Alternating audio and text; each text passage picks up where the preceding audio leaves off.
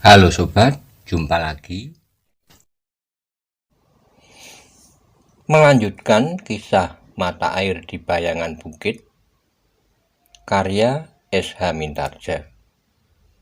Kali ini dalam episode Dua Orang Kendali Putih Dibinasakan Jeliteng. Selamat menikmati. Salam budaya.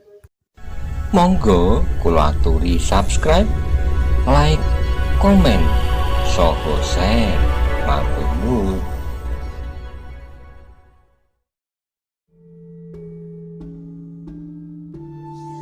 Pertempuran itu pun semakin lama menjadi semakin seru.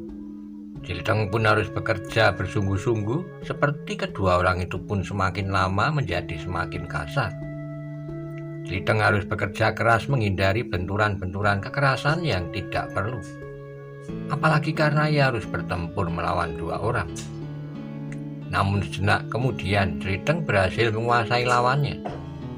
Bukan saja karena ia telah menemukan kelemahan-kelemahan lawannya, namun justru karena lawannya telah terlalu banyak memeras tenaga mereka.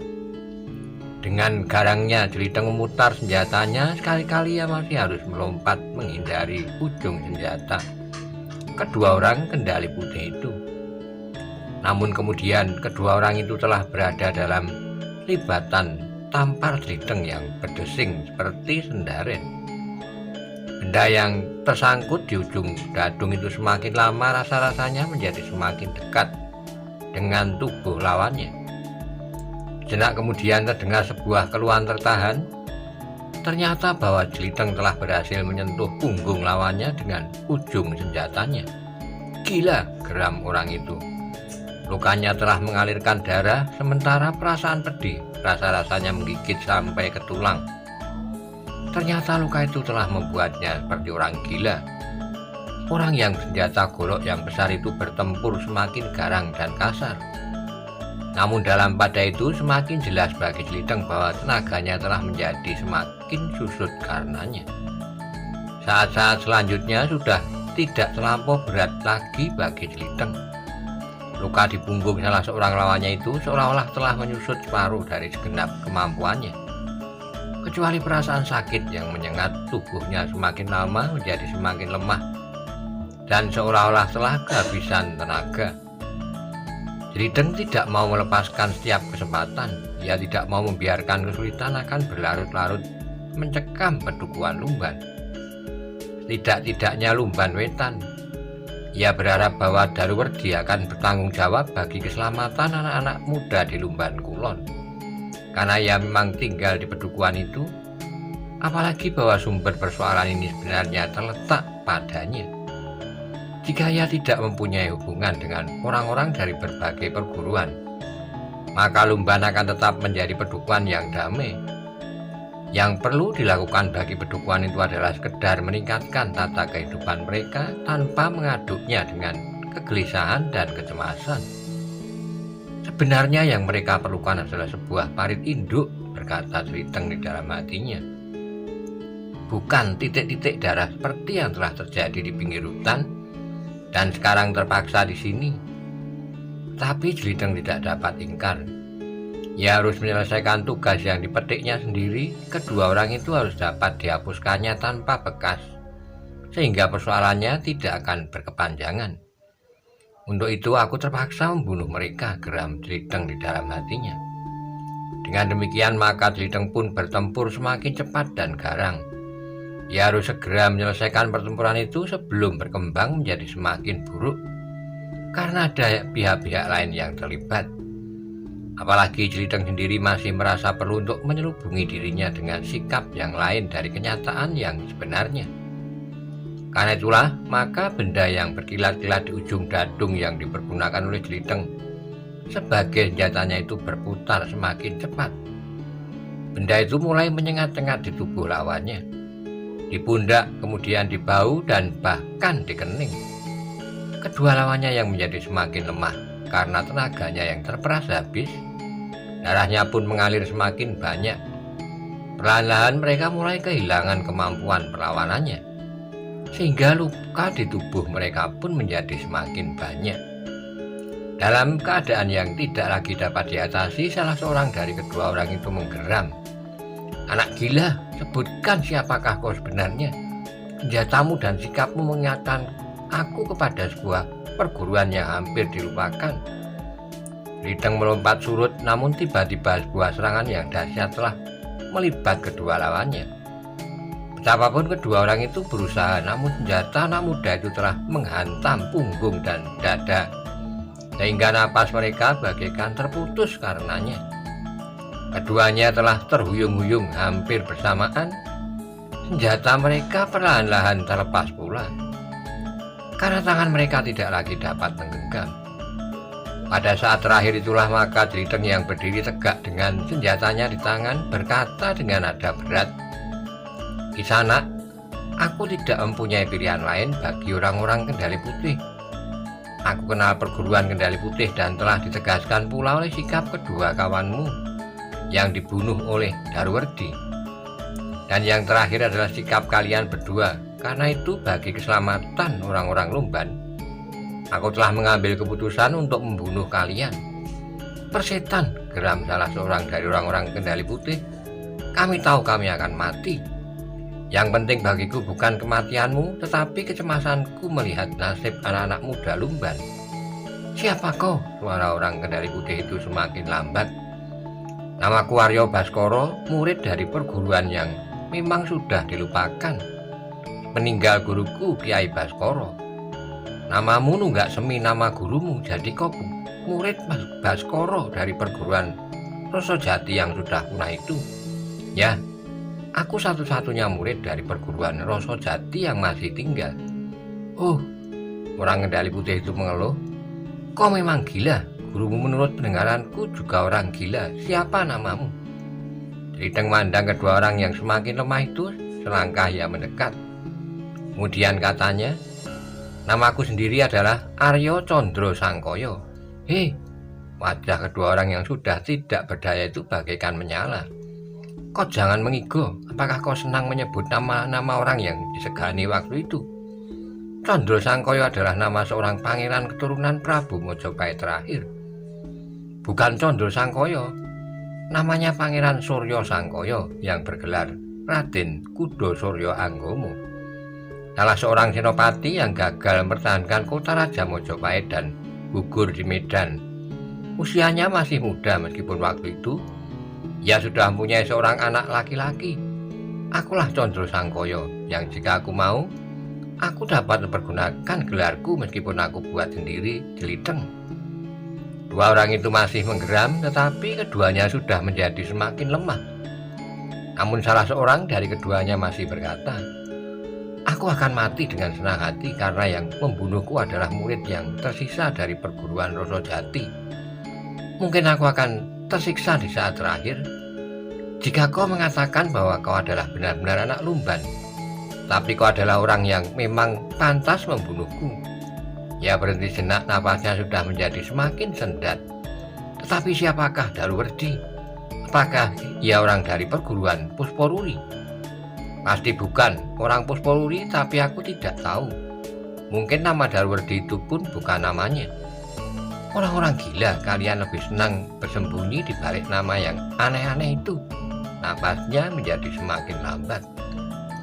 Bahkan ketika Jeliteng melangkah semakin dekat, ia melihat yang seorang dari kedua kawannya itu benar-benar sudah tidak bernapas lagi. "Kawanmu sudah mati," desis Jeliteng. Orang Kendali Putih yang masih hidup itu berdesah, katanya, "Kau cerdik, kau berusaha menghilangkan jejakmu dengan bunuh kami berdua. Tapi Kendali Putih tentu akan melacak perjalananku, karena mereka tahu bahwa dua orang yang kau katakan dibunuh oleh Daruwerdi itu dan kami berdua telah pergi ke pedukuhan ini. Apapun yang akan terjadi, inilah yang paling baik aku lakukan saat ini untuk kepentingan orang-orang Lumban." Orang Kendali Putih itu termangu-mangu di dalam saat-saat yang paling gawat. Dilihatnya Jeliteng mendekatinya, namun matanya semakin lama menjadi semakin kabur. Meskipun demikian, di saat terakhir itu masih terucapkan betapapun lirihnya. Jadi kau anak Surya Sangkaya yang bergelar Kuda Suryanggono itu? Ya, mungkin aku bukan berparas bangsawan, karena ibuku benar-benar seorang pidak kejaraan. Tapi ibuku bukan seorang selir. Ibuku adalah istri Pangeran Kuda Surya Anggono. Aku bangga atas ayahku yang berani menentang arus kawin dengan seorang perempuan kecil. Meskipun ia harus mengorbankan perasaan untuk waktu yang lama, tapi di saat-saat Mojopahit memerlukan kepemimpinannya sebagai seorang senopati, maka kedudukan ayahku telah pulih kembali. Jeliteng masih akan berbicara tentang ayahnya, meskipun sebenarnya hal itu lebih banyak ditujukan kepada dirinya sendiri. Tapi ditelannya kata-katanya itu kembali, bahkan ia pun segera berjongkok di samping orang kendali putih itu. Namun ia sudah mati. "Aku memerlukan kau," desis Jeliteng. "Sekali-kali aku ingin juga menumpahkan beban yang tersumbat di hati. Hanya kepada orang-orang mati sajalah aku dapat mengatakannya, tidak-tidaknya untuk sementara." Tapi Jeliteng tidak dapat bercerita terus tentang dirinya sendiri. Ia harus menghapus jejak, karena itu maka ia pun segera mengangkat kedua orang yang terbunuh itu ke punggung kuda mereka masing-masing dan menuntun kuda itu ke kuburan. Jeliteng yang sebenarnya bernama Arya Candra Sengkaya itu harus bekerja keras untuk menggali sebuah lubang yang besar dan mengubur kedua orang itu ke dalamnya. "Bagaimana dengan kedua ekor kuda ini?" ia bergumam. Akhirnya Jeliteng telah melepas pelana dan merakit pakaian kuda itu seluruhnya dan menguburnya pula di sudut kuburan itu. Kemudian dituntunnya kedua ekor kuda itu dan menghadapkannya ke arah yang tidak banyak dilalui orang, bahkan menuju ke hutan. "Hiduplah bebas, kuda-kuda manis," gumamnya. "Meskipun mungkin pada suatu saat kau akan menemukan jalan pulang ke kandangmu." Kemudian dilecutnya kedua ekor kuda itu sehingga keduanya berlari seperti dikejar hantu menuju ke daerah yang tidak dikenalinya. Jeliteng yang berdiri depan sebuah kuburan yang dipergunakan oleh orang-orang Lumban itu memandang di kejauhan. Di dalam keremangan malam ia mencoba untuk melihat Bukit Padas yang gundul. Namun yang nampak hanyalah bayangan kehitam-hitaman yang tidak jelas. Baru sejenak kemudian ia menyadari keadaannya. Tubuhnya tentu kotor dan bahkan bernoda darah. Karena itu maka ia pun segera berlari-lari kecil pergi ke sungai. Meskipun di malam yang dingin ia memaksa diri untuk mandi dan mencuci pakaiannya, tapi ia tidak dapat menunggu pakaiannya kering. Dengan pakaian yang basah ia berjalan kembali ke pedukuhannya. Jeliteng menjadi berdebar-debar ketika menengadahkan wajahnya. Langit telah menjadi merah, bentar lagi fajar akan segera menyingsing. "Aku bekerja lamban sekali," ia bergumam. "Hari sudah pagi, mungkin anak-anak muda itu telah memberitahukan kepada ibuku bahwa aku telah hilang dibawa oleh orang-orang kendali putih itu." Jeliteng tidak singgah lagi di Gadu, ia langsung pulang ke rumahnya. Ketika ia sampai di pintu dapur, matahari sudah mulai menjenguk di ujung timur. Langkahnya terhenti ketika ia melihat ibunya sedang sibuk menghembus bara di perapian untuk menyalakan api. "Biarlah aku saja yang menyalakan, Biung," berkata Jeliteng dari pintu. Ibunya terkejut ketika ia berpaling dilihatnya Jeliteng yang basah kuyup. "Hei, dari mana kau? Apakah kau kehujanan?" "Tidak, Biung, aku telah tergelincir di sungai ketika aku sedang mencuci muka." "Anak bengal, berhati-hatilah, cepat ganti pakaianmu agar kau tidak menjadi sakit." Jeliteng pun segera pergi ke biliknya. Ternyata ibunya belum mengetahui peristiwa yang terjadi di gardu perundan itu. Tapi sebentar lagi tentu ada seorang yang datang untuk memberitahukan hal itu, berkata Jeliteng dalam hatinya. Ternyata bahwa dugaan Jeliteng tidak keliru. Baru saja ia selesai berganti pakaian, maka ia sudah mendengar seseorang mengetuk pintu rumahnya. Jeliteng tidak mau terlambat. Jika ibunya membuka pintu, maka ia akan segera mendengar peristiwa yang telah terjadi. Sehingga karena itu maka ia pun tergesa-gesa pergi ke ruang depan untuk membuka pintu rumahnya yang masih tertutup. Seperti yang diduganya, yang datang adalah seorang kawannya diantar oleh seorang yang telah berusia separuh baya. Alangkah terkejutnya kedua orang itu ketika melihat Jeliteng telah membuka pintu untuk mereka, sehingga untuk beberapa saat mereka berdiri termangu-mangu. "Marilah, silakan masuk," Jeliteng mempersilahkan. Orang yang telah berusia separuh baya itu menarik napas dalam-dalam, katanya, "Apakah aku melihat Jeliteng yang sebenarnya?" "Ya Paman, aku memang Jeliteng. Aku tahu bahwa Paman tentu terkejut melihat bahwa aku sudah berada di rumah. Karena itu silakan duduk. Aku akan bercerita sedikit tentang peristiwa yang baru saja terjadi atasku. Tapi aku mohon Paman jangan bercerita kepada Biyung yang sudah tua dan sakit-sakitan itu. Yang terjadi seperti sekedar mimpi," gumam kawan Jeliteng. "Duduklah." "Terima kasih, lebih baik kita duduk di serambi saja," berkata orang yang sudah berusia separuh baya. Tiganya pun kemudian duduk di sebuah dingklik bambu di serambi. Hampir tidak sabar lagi kawannya bertanya, "Jeliteng, apakah yang sudah terjadi? Kami semuanya menjadi gelisah, bahkan kami sudah mencoba mencarimu di bulak-bulak dan ke sungai. Kami sudah berpikir buruk sekali." "Aku mengerti," jawab Jeliteng. "Aku pun sudah menduga bahwa aku akan dicekiknya dan mayatku akan dilemparkannya ke sungai." "Tapi kau masih segar," berkata orang yang separuh baya. "Ya Paman, ternyata aku masih segar." "Mulailah bercerita," kawannya mendesak. Jeliteng menarik napas dalam-dalam. "Ya harus berhati-hati agar ceritanya tidak menumbuhkan persoalan yang dapat mempersulit anak-anak muda Lumban. Ya sadar bahwa ceritanya tentu akan segera tersebar, bukan saja di Lumban Wetan, tetapi tentu akan didengar oleh anak-anak muda Lumban Kulon, dan barangkali juga Daruwerdi. Dengan demikian maka tidak mustahil bahwa orang-orang Kendali Putih pun akan dapat menyadap keterangan yang akan dikatakannya itu." "Hei, mengapa kau diam saja?" Kawannya benar-benar tidak sabar lagi. "Baiklah," berkata Jeliteng. "Aku sudah hampir pingsan saat itu, dibawa oleh kedua orang yang menyebut dirinya murid-murid dari perguruan Kendali Putih." "Ya, kami sudah melihat," kawannya tidak sabar. Jeliteng tersenyum, kemudian ia pun melanjutkannya. "Di tengah bulak aku dipaksa untuk bercerita, dan aku pun tidak dapat ingkar bahwa telah terjadi peristiwa seperti yang sudah kita ketahui di pinggir hutan itu." "Kau menceritakannya?" bertanya kawannya. "Apakah itu bukan berarti bahaya bagi Daruwerdi?" "Aku tidak dapat berbuat lain." Kawannya dan orang yang separuh baya itu mengangguk-angguk. Mereka menyadari bahwa apabila Jeliteng tidak mau mengatakannya, ia sendiri akan dapat dibunuh oleh kedua orang itu. Lalu kawannya mendesak lagi. "Orang-orang itu memang gila," berkata Jeliteng kemudian. "Sebelum aku dilepaskannya, maka aku telah dicekiknya, seolah-olah mereka benar-benar ingin membunuhku. Dan aku pun dibenamkannya di dalam parit yang airnya hanya tinggi mata kaki. Tapi ternyata mereka tidak membunuhku. Mereka meninggalkan aku yang gemetar kedinginan dan ketakutan di dalam parit. Tapi aku tidak bercerita kepada Biyung. Aku mengatakan kepadanya bahwa aku tergelincir di sungai sehingga pakaianku basah kuyup."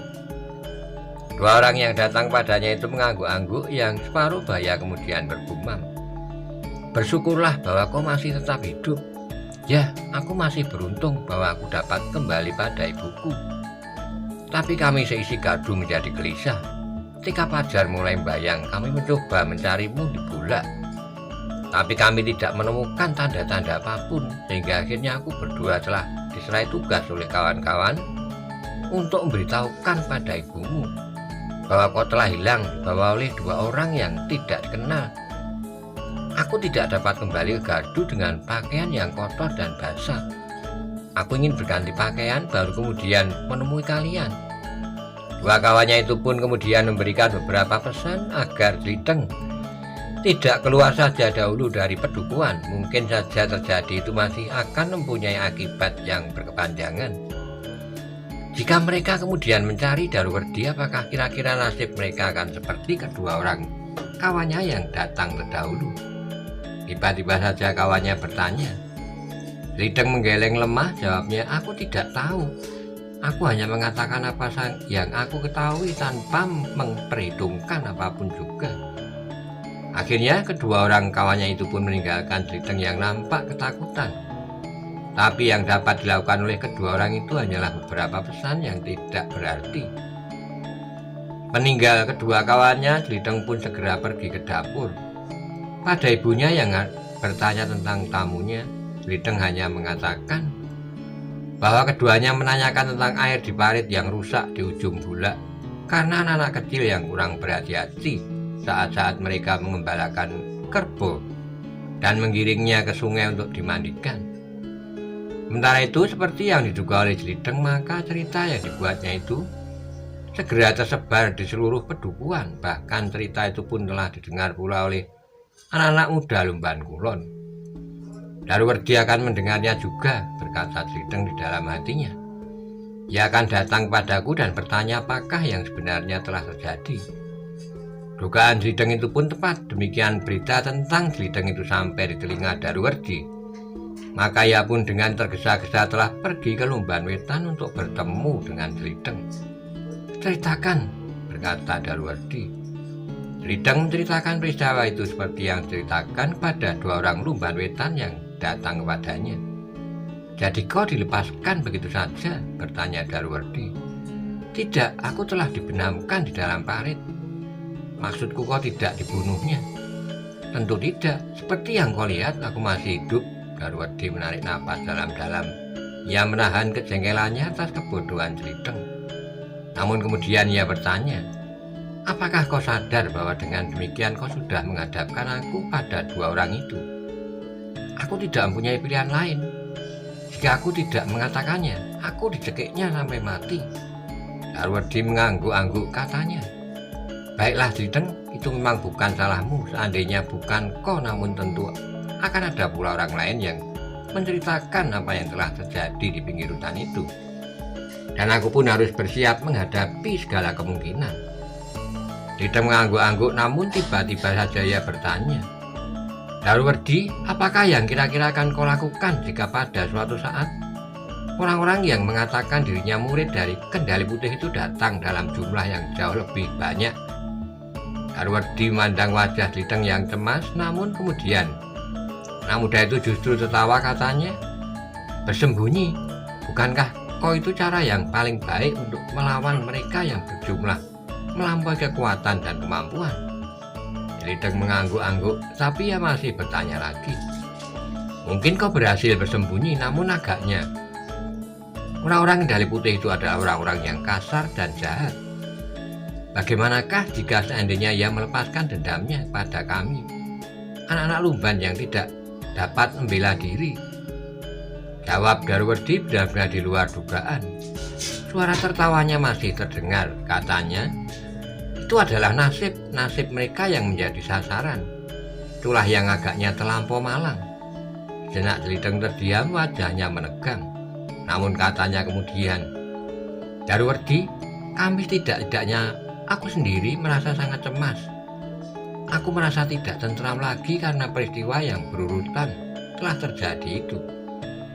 Jika benar katamu, maka ada kemungkinan besok atau lusa Lumban akan menjadi sasaran kemarahan orang-orang Kendali Putih. Daruwardi mengerutkan keningnya, kemudian katanya, aku akan memikirkannya. Aku akan berusaha agar orang-orang Kendali Putih hanya mendam padaku. Kau dapat menjamin? Jawabannya pun sangat mendebarkan. Aku hanya dapat berusaha, sebaiknya kalian jangan tergantung sekali dengan usahaku itu. Jeliteng termangu-mangu sejenak, dipandanginya Daruwardi yang berdiri tegak dengan wajah yang sedikit terangkat. Di wajahnya sama sekali tidak membayang kecemasan dan kekhawatiran tentang kemungkinan-kemungkinan buruk yang menimpa dirinya. Tapi Jeliteng pun kemudian berkata, kami hanya dapat menyandarkan keselamatan kami kepadamu. Ternyata kau adalah satu-satunya orang yang dapat melawan penjahat-penjahat seperti yang telah kau bunuh itu. Jeliteng, jawab Daruwardi. Seharusnya akulah yang menuntut perlindungan anak-anak muda Lumban. Bukankah kau yang telah membuka rahasia pembunuhan itu? Meskipun sudah aku katakan itu bukan salahmu dan sudah aku katakan bahwa siapapun akan dapat menyebutnya demikian. Namun karena itu jangan kau menyalahkan aku pula bahwa aku tidak sudah terlibat ke dalam suatu keadaan yang sebenarnya tidak aku kehendaki pula. Juga apabila hal ini akan menyentuh anak-anak muda lumban. Jeliteng mengangguk-angguk tapi ia masih bertanya, jika demikian apakah kau mempunyai cara yang akan dapat membantu kami menghindarkan diri dari bencana ini? Jeliteng, jawab Daruwardi. Nampaknya memang aneh dan barangkali tidak pernah terpikir oleh kalian.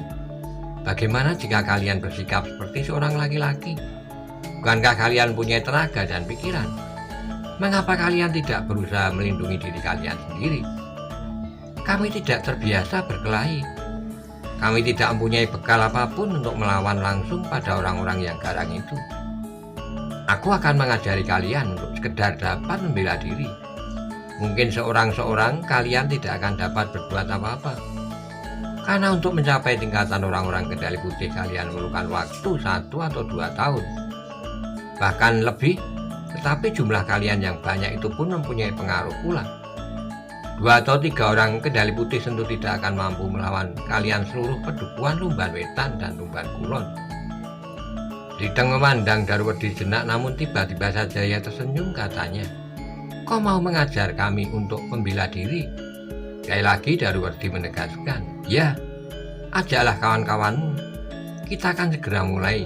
Selain hal itu akan dapat melindungi kalian dari pedukuhan lumban. Maka aku pun akan mempunyai kawan untuk mempertahankan diri. Jika pada suatu saat orang-orang kendali putih datang lagi ke pedukuhan ini. Sanggupan Daruwardi itu pun kemudian telah diceritakan oleh Jeliteng pada kawan-kawannya. Bahkan Jeliteng telah menambahkan dengan beberapa harapan dan kemungkinan yang dikarangnya sendiri.